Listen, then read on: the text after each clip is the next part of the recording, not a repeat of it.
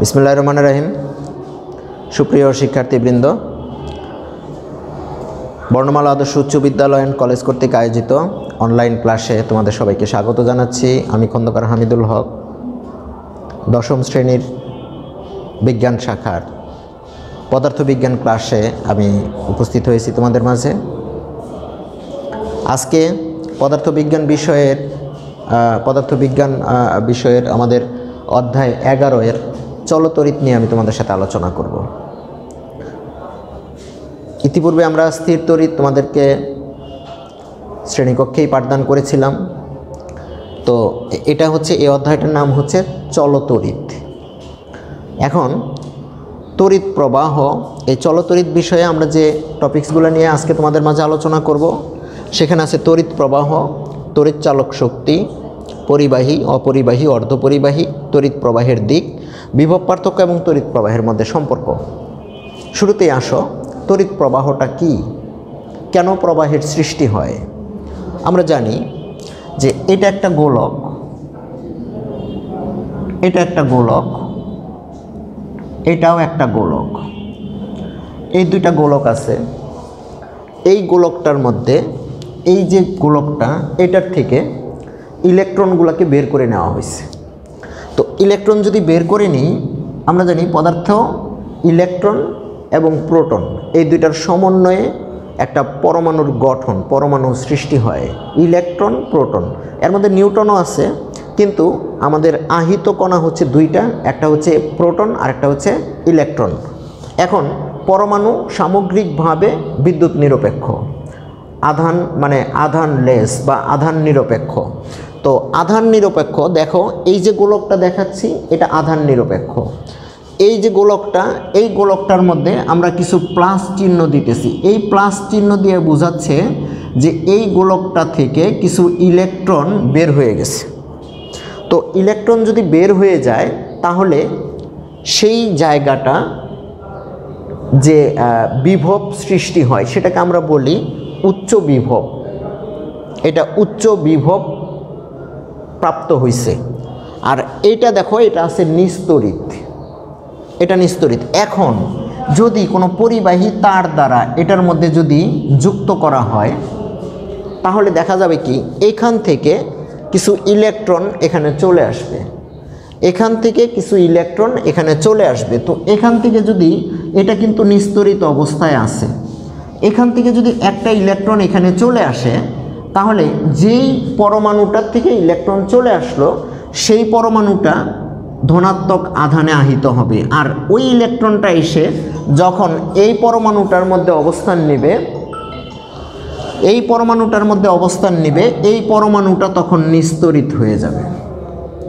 তার মানে আমরা কি দেখতে পাচ্ছি, ইলেকট্রন এই নিম্ন বিভব প্রান্ত থেকে, নিম্ন পটেনশিয়াল প্রান্ত থেকে উচ্চ পটেনশিয়াল প্রান্তের দিকে ধাবিত হচ্ছে। ইলেকট্রন এখানে আসছে মানে কি, আধানটা ধনাত্মক আধান যেটাকে আমরা বলি, উচ্চ মানে কি বলে, অধিক পটেনশিয়াল অঞ্চল থেকে, দেখো এই অধিক বিভব প্রান্ত থেকে কম বিভব প্রান্তের দিকে আধান প্রবাহিত হচ্ছে।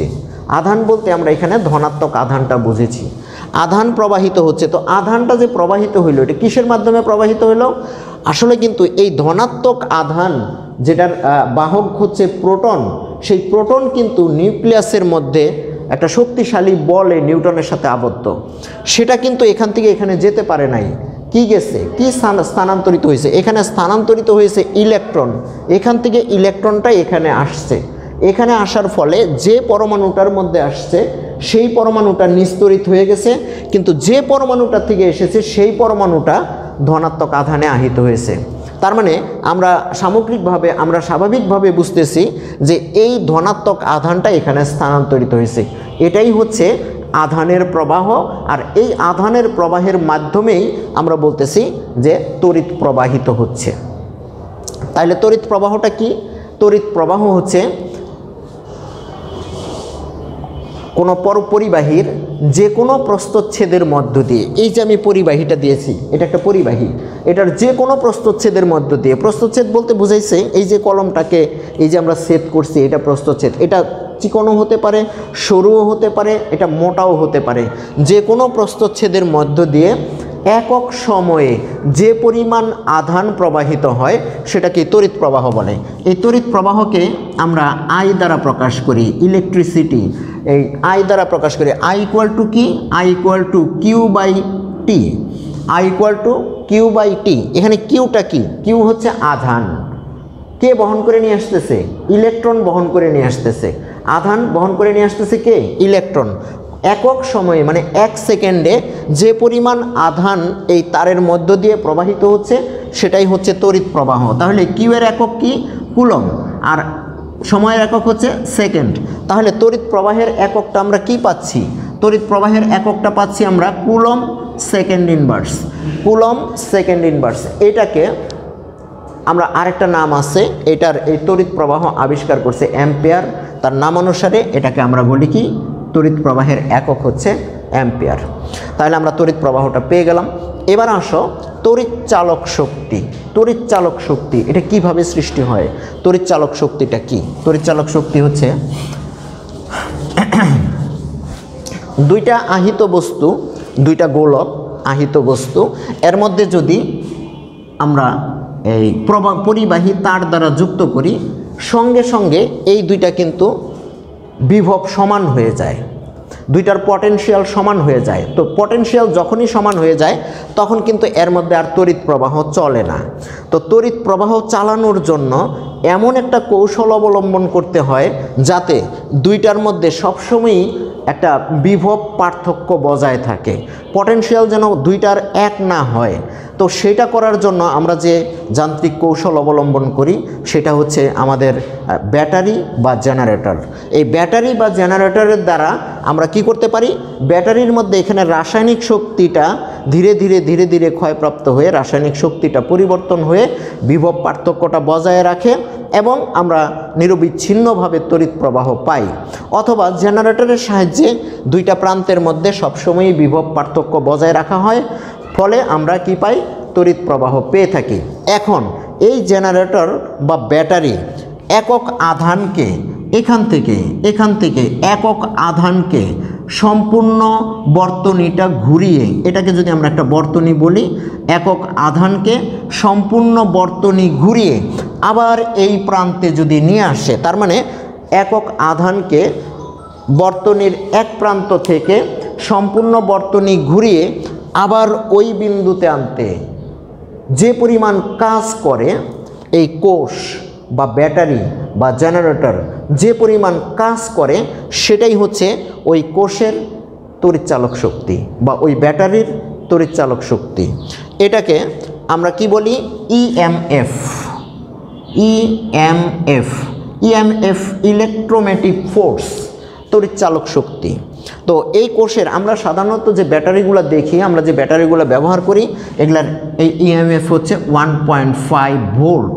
তার মানে সে একক আধানকে বর্তনীর এক বিন্দু থেকে সম্পূর্ণ বর্তনী ঘুরিয়ে আবার ওই বিন্দুতে যদি আনে তাহলে সে 1.5 জুল কাজ সম্পূর্ণ করে। তাহলে এই ইএমএফ আমরা এটাকে ইএমএফ এটাকে বলতে পারি W/Q। W/Q তার মানে একক আধানকে এই কিউ পরিমাণ আধান না, কিন্তু 1 কুলম আধানকে সম্পূর্ণ বর্তনী ঘুরিয়ে আবার ওই বিন্দুতে, যে বিন্দু থেকে স্টার্ট হয়েছিল ওই বিন্দুতে আনতে সে যদি 1 জুল কাজ সম্পূর্ণ করে তাহলে তার ইএমএফ হচ্ছে 1 ভোল্ট। মানে এটা হচ্ছে কি? Joule per coulomb. Joule per coulomb. দেখো এখানে কাজের একক হচ্ছে জুল আর আধানের একক হচ্ছে কুলম। তাহলে আমাদের এই তড়িৎ চালক শক্তি মানে ইলেকট্রোম্যাটিক ফোর্স এর একক কি আসতেছে? Joule per coulomb. আমরা পেয়ে গেলাম জুল পার কুলম। এটা হলো তড়িৎ চালক শক্তি। আচ্ছা, এবার আসো, আমরা তড়িৎ চালক শক্তিটা পেয়ে গেলাম। এবার আসো পরিবাহী, অপরিবাহী আর অর্ধপরিবাহী এটা কাকে বলে? পরিবাহী আমরা জানি যে পরিবাহী হচ্ছে যে ধাতুগুলো আছে, আমাদের যে 118টা যে মৌল আছে, এই মৌলগুলোর মধ্যে কতগুলো হচ্ছে ধাতু, কতগুলো অধাতু। তো এর মধ্যে যে ধাতুগুলো আছে সেই ধাতুগুলার শেষ কক্ষপথে বা ধাতুগুলার শেষ কক্ষপথে যে ইলেকট্রনগুলো থাকে এই ইলেকট্রনগুলোর উপরে আমাদের নিউক্লিয়াসের সম্পূর্ণ নিয়ন্ত্রণ থাকে না, ফলে ধাতব খণ্ডের মধ্যে সেই ইলেকট্রনগুলা ইতস্ততভাবে ছুটোছুটি করে, আমরা যেটাকে বলি সঞ্চারণশীল ইলেকট্রন। তো সেই সঞ্চারণশীল ইলেকট্রনের কারণে ধাতুগুলোর মধ্য দিয়ে তড়িৎ প্রবাহিত হয়। আর যে মানে ধাতব মানে পরিবাহীর মধ্য দিয়ে যে কি বলে বস্তুর মধ্য দিয়ে ইলেকট্রন প্রবাহিত হতে পারে সেটার নামই হচ্ছে কি পরিবাহী। পরিবাহীগুলো হচ্ছে ধাতু। আর অপরিবাহী কি, যেগুলোর মধ্যে ওই রকম কোনো মুক্ত ইলেকট্রন থাকে না। আমরা বলছি যে ধাতুগুলোর মধ্যে কি থাকে, মুক্ত ইলেকট্রন থাকে।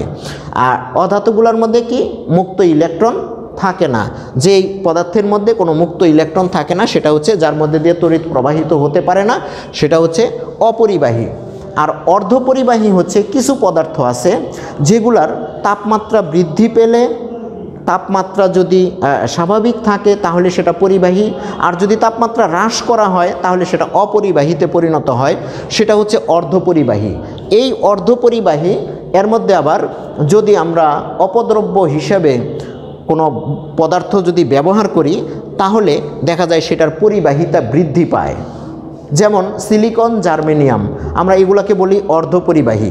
এই অর্ধপরিবাহী পদার্থগুলোর মধ্যে যদি আমরা অপদ্রব্য হিসাবে কোনো পদার্থ অ্যালুমিনিয়াম বা ফসফরাস এগুলো যদি আমরা ব্যবহার করি তাহলে দেখা যায় কি তার পরিবাহিতা বৃদ্ধি পায়। এটার নাম হচ্ছে কি অর্ধপরিবাহী।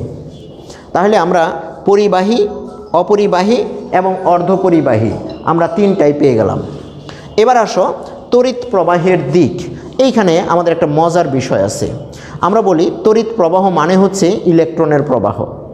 তড়িৎ প্রবাহ মানে কি, ইলেকট্রনের প্রবাহ। এখন ইলেকট্রন প্রবাহিত হয় নিম্ন বিভব প্রান্ত থেকে উচ্চ বিভব প্রান্তের দিকে, তার মানে নিম্ন পটেনশিয়াল অঞ্চল থেকে উচ্চ পটেনশিয়াল অঞ্চলের দিকে। কিন্তু প্রচলিত ভাষায় আমরা শুরুতেই বলে আসছি যে তড়িৎ প্রবাহের দিক হচ্ছে উচ্চ পটেনশিয়াল হতে নিম্ন পটেনশিয়ালের দিকে। এখন মনে করো এটা একটা বস্তু আর এটা একটা বস্তু।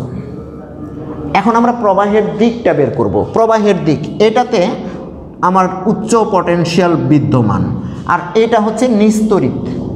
তাহলে এটার মধ্যে যদি একটা পরিবাহী তার যদি যুক্ত করি কি হবে, শুরুতেই আমরা বুঝাইছিলাম যে এখান থেকে কিছু ইলেকট্রন এখানে আসবে। তো এইখানের যেই পরমাণু থেকে ইলেকট্রনটা এখানে আসবে সে কিন্তু ধনাত্মক আধানে আহিত হবে, আর যে পরমাণুর কাছে আসবে সেই পরমাণুটা নিস্তড়িত হয়ে যাবে। তার মানে কি হচ্ছে, ইলেকট্রন এখান থেকে এখানে আসতেছে, ইলেকট্রনের প্রবাহের দিক এদিকে, কিন্তু দেখো আধান মনে হচ্ছে না তোমার কাছে যে এইখানকার প্লাসটা এখানে চলে গেছে। আসলে প্রোটন কিন্তু স্থানান্তরিত হয় না। প্রোটন প্লাস আধান ধনাত্মক চার্জ বহন করে, সে কিন্তু স্থানান্তরিত হয় না। স্থানান্তরিত হয়েছে কে, স্থানান্তরিত হয়েছে ইলেকট্রন। ইলেকট্রন নিম্ন বিভব প্রান্ত থেকে উচ্চ বিভব, আমরা যদি এটাকে বলি উচ্চ বিভব প্রান্ত, আর এটা হচ্ছে নিম্ন বিভব প্রান্ত, নিম্ন বিভব প্রান্ত। তাহলে ইলেকট্রনটা দেখো, ইলেকট্রনটা হচ্ছে নিম্ন বিভব প্রান্ত থেকে উচ্চ বিভব প্রান্তের দিকে স্থানান্তরিত হচ্ছে। আর আধানটা কোন দিকে যাচ্ছে, আধানের প্রবাহ হচ্ছে উচ্চ বিভব প্রান্ত থেকে নিম্ন বিভব প্রান্তের দিকে। তার মানে আমাদের তড়িৎ প্রবাহের দিকটা হচ্ছে তড়িৎ প্রবাহ, তড়িৎ প্রবাহের দিক। তড়িৎ প্রবাহের দিকটা হচ্ছে উচ্চ বিভব প্রান্ত থেকে নিম্ন বিভব প্রান্তের দিকে, আর ইলেকট্রনের প্রবাহের দিকটা হচ্ছে নিম্ন বিভব প্রান্ত থেকে উচ্চ বিভব প্রান্তের দিকে। আমরা কিন্তু প্রচলিতভাবে বলি যে তড়িৎ প্রবাহ মানে হচ্ছে ইলেকট্রনের প্রবাহ। তাহলে ইলেকট্রনের প্রবাহটা কোন দিকে হচ্ছে, নিম্ন বিভব প্রান্ত থেকে উচ্চ বিভব প্রান্তের দিকে। কিন্তু আমার তড়িৎ প্রবাহ কোন দিকে হলো, তড়িৎ প্রবাহের যে প্রচলিত যেটা চলে আসছে, প্রচলিত হয়ে আসছে কি, যে আধানের প্রবাহকে তড়িৎ প্রবাহ বলে। আধানের প্রবাহ কোন দিকে হয়, আধানের প্রবাহ হয় উচ্চ বিভব থেকে নিম্ন বিভবের দিকে। তাহলে প্রচলিত ভাষায় তড়িৎ প্রবাহের দিক হচ্ছে উচ্চ বিভব প্রান্ত থেকে নিম্ন বিভবের দিকে, আর ইলেকট্রন প্রবাহের দিক হচ্ছে নিম্ন বিভব প্রান্ত থেকে উচ্চ বিভব প্রান্তের দিকে। তার মানে অরিজিনালি আমরা যেটাকে বলি তড়িৎ প্রবাহ সেটা হচ্ছে নিম্ন বিভব প্রান্ত থেকে উচ্চ বিভব প্রান্তের দিকে। তো এবার আসো আমরা বিভব পার্থক্য এবং তড়িৎ প্রবাহের মধ্যে সম্পর্ক স্থাপন করব। বিভব পার্থক্যটা কি? ইতিপূর্বে আমরা কিন্তু তড়িৎচালক শক্তি পড়ে আসছি। বিভব পার্থক্যটা কি? এটা যদি আমরা একটা বর্তনী বলি, এটা একটা বর্তনী, এই বর্তনীর মধ্যে কতগুলার একটা রোধ আছে, এখানে একটা চাবি আছে। আচ্ছা দেখো, এটা হচ্ছে মাইনাস প্রান্ত, এটা হচ্ছে প্লাস প্রান্ত। এখন আমরা বলছিলাম একক আধানকে বর্তনীর এক বিন্দু থেকে সম্পূর্ণ বর্তনী ঘুরিয়ে আবার ওই বিন্দুতে আনতে যে পরিমাণ কাজ সম্পূর্ণ হয় সেটা হচ্ছে এই কোষের তড়িৎচালক শক্তি।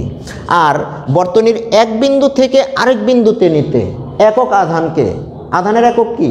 আধানের একক হচ্ছে কুলম্ব।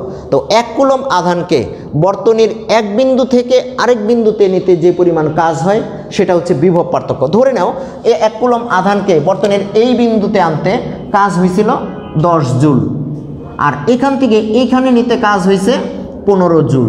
তাহলে আমি যদি বলি এ বিন্দু থেকে বি বিন্দুতে নিতে কি পরিমাণ কাজ হয়েছে, এ বিন্দু থেকে এ বিন্দু পর্যন্ত আনতে কাজ হয়েছে 10 জুল, আর এই বি বিন্দু পর্যন্ত নিতে কাজ হয়েছে 15 জুল। তাহলে এ বিন্দু থেকে বি বিন্দুতে নিতে কাজ হয়েছে কত? 15 - 10 মানে 5 জুল। এটাই হচ্ছে কি? বিভব পার্থক্য। ঠিক আছে? তো এখন বলতেছে কোনো পরিবাহীর মধ্যে যদি বিভব পার্থক্য বজায় থাকে, এটা একটা পরিবাহী এ বি, একটা পরিবাহী যার এ প্রান্তের বিভব হচ্ছে VA আর বি প্রান্তের বিভব হচ্ছে VB, যেখানে VA is greater than VB, VA is greater than VB। AB একটা নির্দিষ্ট পরিবাহী, এই পরিবাহীর এ প্রান্তের বিভব হচ্ছে VA আর বি প্রান্তের বিভব হচ্ছে VB, যেখানে VA is greater than VB। তার মানে এই প্রান্তের বিভবটা বেশি, এই প্রান্তের বিভবটা কম। তাহলে এখন এটার মধ্যে দিয়ে কি পরিমাণ তড়িৎ প্রবাহিত হবে, কি পরিমাণ তড়িৎ প্রবাহিত হবে সেটা নির্ভর করতেছে এই বিভব পার্থক্যের উপরে। বিভব পার্থক্য যত বেশি হবে প্রবাহের মান তত বেশি হবে, বিভব পার্থক্য যত কম হবে প্রবাহের মান তত কম হবে। তাহলে এই যে সম্পর্কটা, একটা বেশি হলে আরেকটা বেশি হয়, এটাকে আমরা কি বলি? এটাকে বলি সমানুপাতিক। একটা বাড়লে আরেকটা যদি বাড়ে সেটাকে আমরা বলি সমানুপাতিক। তাহলে আমরা এখানে বলতে পারি যে এই বিভব পার্থক্যের মান যত বেশি হবে প্রবাহের মান তত বেশি হবে, অর্থাৎ প্রবাহ I সমানুপাতিক বিভব পার্থক্য। তো এই প্রান্তের বিভব পার্থক্য যদি VA হয় আর এটা যদি VB হয় তাহলে বিভব পার্থক্যটা কত? VA - VB। এই দুইটার পার্থক্যকে আমরা যদি শুধুমাত্র V দ্বারা প্রকাশ করি, VA - VB, দুই প্রান্তের বিভব পার্থক্যকে যদি V দ্বারা প্রকাশ করি তাহলে এটার মধ্যে দিয়ে কি পরিমাণ তড়িৎ প্রবাহিত হচ্ছে সেটা আইটা নির্ভর করতেছে I সমানুপাতিক V। তার মানে বিভব পার্থক্যটা যত বেশি এই প্রবাহের মানটাও তত বেশি, বিভব পার্থক্য যত কম প্রবাহের মানটাও তত কম। এখন যদি আমরা এই সমানুপাতিক চিহ্নটা যদি উঠিয়ে দেই ইকুয়াল টু V/R, দেখো এখানে একটা নতুন একটা শব্দ আসছে আর, আরটা হচ্ছে কি? পরিবাহীর রোধ। কারণ এই যে এর মধ্যে যে তড়িৎ প্রবাহ হবে, ইলেকট্রন যে প্রবাহ হবে, ইলেকট্রন প্রবাহের সময় সে কিছু বাধার সম্মুখীন হবে, কিন্তু বাধাটাকে আমরা কি বলি? রোধ বলি। এটা হচ্ছে রোধ। তার মানে বাধাটা যত বেশি হবে প্রবাহের মানটা তত কমে যাবে। তাহলে এখানে কি আসতেছে? একটা বেড়ে গেলে যদি আরেকটা কমে যায় সেটাকে আমরা বলি ব্যস্তানুপাতিক। তার মানে এই প্রবাহের মানটা হচ্ছে কি? রোধের ব্যস্তানুপাতিক। তো প্রিয় শিক্ষার্থীরা, আজকে আমরা তড়িৎ প্রবাহ এবং বিভব পার্থক্য ও তড়িৎ প্রবাহের মধ্যে তাহলে আমরা একটা সম্পর্ক পেয়ে গেছি, সেটা হচ্ছে তড়িৎ প্রবাহটা বিভব পার্থক্যের সমানুপাতিক। ঠিক আছে? তো আজকে এই যে পর্যন্ত তোমাদেরকে পড়াইছি এই সংজ্ঞাগুলা তোমরা মেন বই থেকে, মেন বইয়ের মধ্যে কিন্তু এই ব্যাপারে সুন্দরভাবে দেওয়া আছে। তোমরা মেন বইটা সুন্দরভাবে পড়ো, তাহলে এটা তোমরা আত্মস্থ করতে পারবা। পরবর্তীতে আমরা এই অধ্যায়ের উপরে আমরা কিছু গাণিতিক সমস্যার সমাধান করব। আজকে এখানেই শেষ করছি। ধন্যবাদ তোমাদের সবাইকে। খোদা হাফেজ।